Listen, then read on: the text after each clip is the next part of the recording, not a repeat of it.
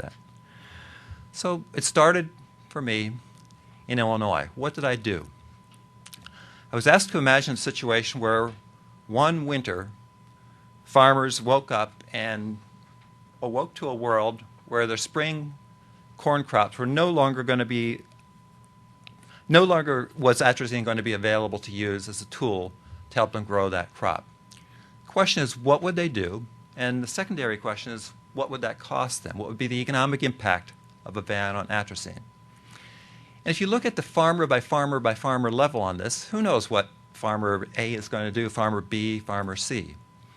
However, we have extensive records on what people have done historically if they have not used atrazine.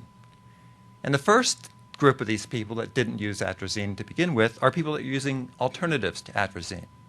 Atrazine has been around for over 50 years. It's the cheapest product in its class, but other farmers have chosen to use more expensive substitutes for atrazine. So one group of people we were able to look at and say, well, they would switch from a world where they're using atrazine to a non-atrazine-based product, which would be more expensive.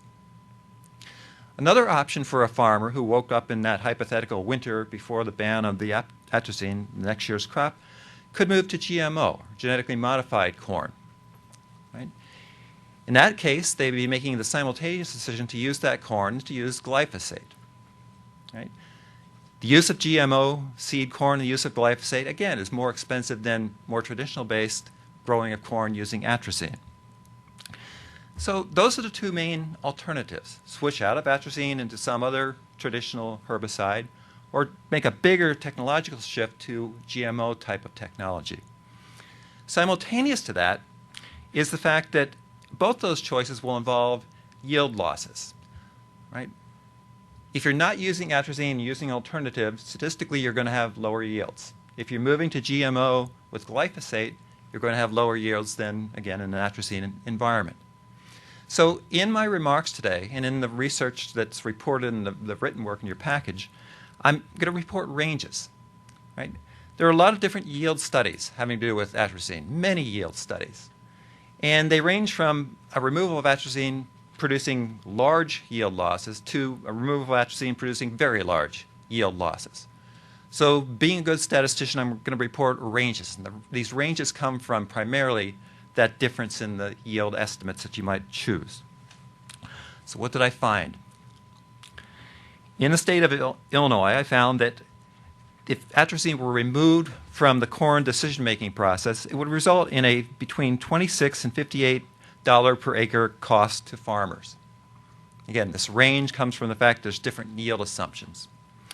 $26 to $58 per acre, or multiplying that by the extent corn acreage in the state of Illinois, between $166 and $450 million per year to the corn economy. $166 to $450 million per year.